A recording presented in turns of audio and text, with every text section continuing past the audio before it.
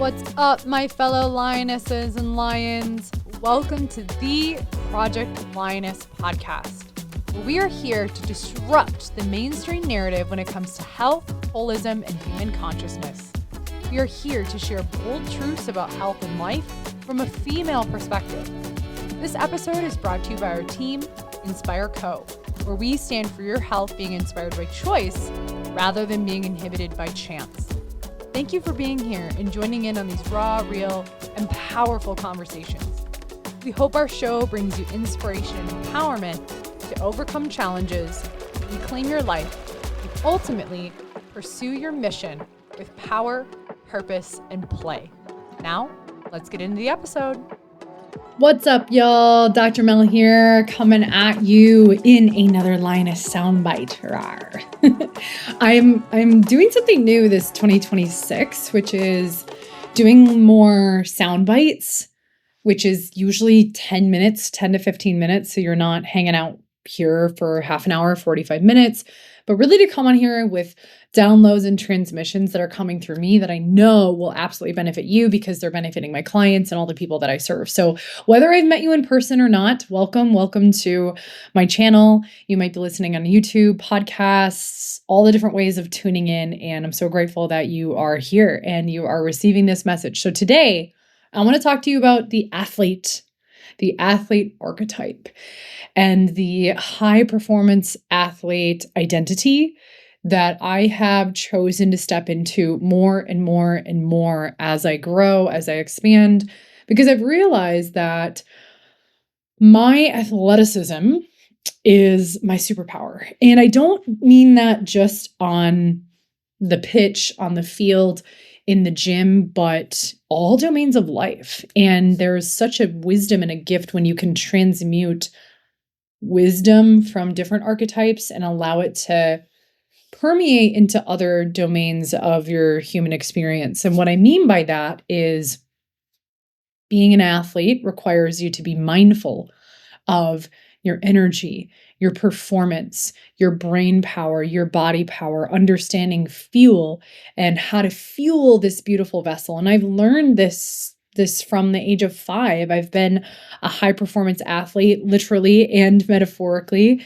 And there's so many things that I learned from my athletic career playing really high level rugby that I'm realizing have shown up in so many different domains of my life, whether it's growing my business, serving my clients. There's a level of agility. There's a level of adaptability that's very natural for me. And I realize, this isn't just innately.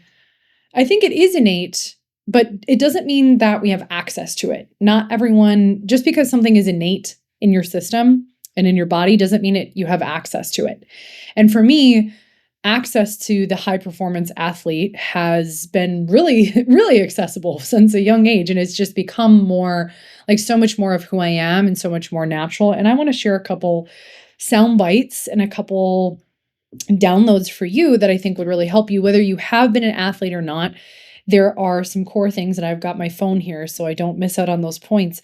But something that I've become aware of is this level and this new lexicon of what it means to be an athlete. And you don't have to play a sport to be an athlete. You don't have to run a business to be an athlete. But an athlete, if you think about what an athlete is, they, like I said, know how to recover. They know how to train. They know how to navigate their energy. They know how to shift and adapt their energy on a dime. They know how to deal with the demands of life. They know how to train. They know how to rest. They know how to breathe. They know how to pulse. They know when to turn it on and they know when to turn it off. And all of that, I'm sure you can filter this through things in your life where maybe you've been on for a really long time and you don't know how to turn it off. Or maybe you've been off and you don't know how to turn things on in a way that's inspiring you. You don't know how to turn things on in a way that is activating and engaging in things that actually bring inspiration in your life. So I want to share a couple tidbits, a couple points. Number one is you've got to hone in an athlete. If you're choosing to embody the high performance athlete archetype, an identity is knowing how to perform. And I don't mean performance on a stage, but knowing how to show up and how to lean into your biology, knowing how circadian rhythms work, knowing ultradian rhythms, knowing your menstrual cycle. All of these things I teach in a lot of my different programs and different content I have out there.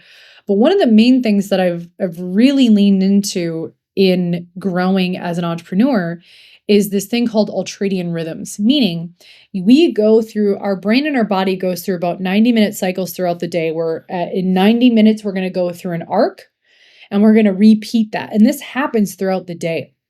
And we go through a period in this ultradian rhythm of being on and energized, and then we kind of come off. So we get activated and then we deactivate, and then we get activated and then we deactivate. And so many people are fearful of that deactivation in their biology. And so what do?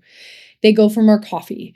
They go for more sugar. And I'm telling you, when you can learn to ride the waves, you actually perform better within those 90-minute intervals. And I think about this from an athlete perspective. That's actually how I would train. You bring it up and then you bring it down. You bring it up and then you bring it down. At least for the sport of rugby and the sport of soccer, which were my two sports I played. I played softball, but I liked soccer and rugby better. You know how to turn it on and sprint, and then you rest, and then you sprint, and then you rest, and then you sprint, and then you rest.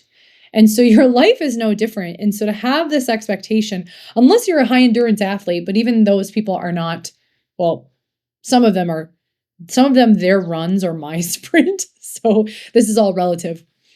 But even then, the endurance runners who run, marathons, ultra marathons, even those ultra marathon people are kind of on and then they're off, and then they're on and then they're off, but they're probably not sprinting at, 18 miles an hour for a full 50 miles. So you've got to learn how to trust the waves of life. So that's number one, is knowing how to perform and what drives performance from a brain and a body perspective. Number two is recovery. So as much as it's important to know how to utilize energy and how to work with your biology and lean into it, you also have to know that rest is really important for performance. You cannot perform at your highest level, whether you're a mom, you're an entrepreneur, you're an actual athlete, you're an engineer, you're a business person, you run teams, you're a teacher, maybe you work with kids. Your recovery is the antidote to higher performance.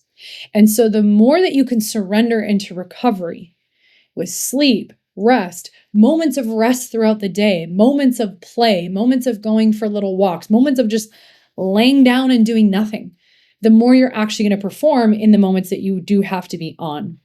And that is something, as an athlete, it was drilled into us. Like absolute full rest days, not overtraining, how to rest properly, how to optimize your sleep, which I'm not going to go into it in this Lioness soundbite. I have tons of other stuff on YouTube that I talk about sleep. Literally go to drmelkrug.com on YouTube, or go to drmelkrug.com. I have my new website coming out. But go to Dr. Mel Krug on YouTube and search sleep, search hormones. You're going to learn all these things. This is a short soundbite to help you prime your consciousness and expand your consciousness of how to lean into the specific topics, and then let the day carry you forward. So rest. Number three. So we've got performance, we've got recovery, we've got number three, which is knowing your high priority actions.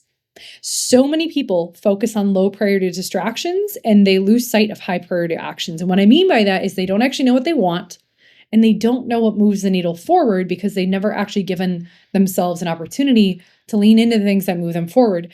And when you actually realize what action steps are in alignment with your values, those action steps will move you forward 100% more. I would say 5 to 10x more than 30 other action items over here. So if you can focus on the top 3 to 7 a day, that's not hard. Okay. I give you a range because some days it's going to be 3, some days it's going to be all 7. But if you can focus on the top 3 to 7, then you won't worry about all these other 30 things that don't actually move you forward. They're busy work and they're distractions, and they feed your dopamine thinking that you're being productive when you're actually not, thinking you're being efficient when you're actually not. So when you can hone in on what actually moves the needle, you give yourself more space and time to be in your zone of genius. So if you're like, but Dr. Mel, I don't really know where to start. Like, how do I know like what priorities? I have this thing called the Inspired Day Formula. And there's a podcast episode on it. And it's the top 7 to 8 questions you ask yourself to get clear on what would you love to do and how to filter that through your day so you know what to focus on and why that's important. So go search on YouTube or on Spotify or Apple, wherever you're listening this podcast, and find the Inspired Day formula. That's going to walk you through the exact formula I'm telling you in this, that's going to help you really focus in on the top actions that are going to move the needle. And guess what? When you focus on the 1 or 2 or 3 things that expand the needle, then you can let go of the rest. Because so many people work too hard and they don't work smart. And athletes work smart. And the reason why I'm talking about this archetype and this identity is because that's your way of being. So maybe you don't like the athlete archetype, fine. Maybe you're a creator, maybe you're an artist. Whatever archetype or identity you are tapping into, that helps you be in that state of being and the I am.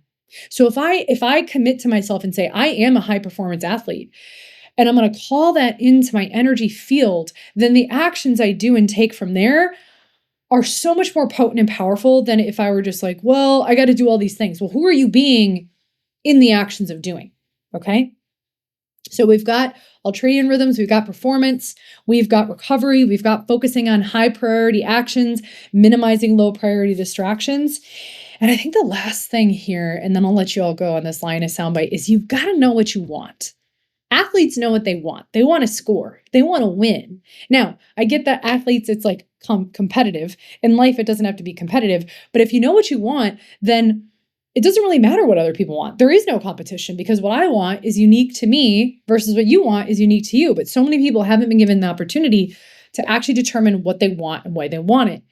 So if you stick around here with me on whatever platform you're tuning in on this, I am often known for dropping a lot of free trainings, a lot of free value. And so my guess is you could probably browse my YouTube page and find some training on how to determine who you are and what you want. If not, subscribe, join my email list. I'm often, like I said, dropping free trainings where people can pop in and they can learn and I can teach and you can learn how to actually determine what it is you want and not be afraid to claim it and move into it and become it.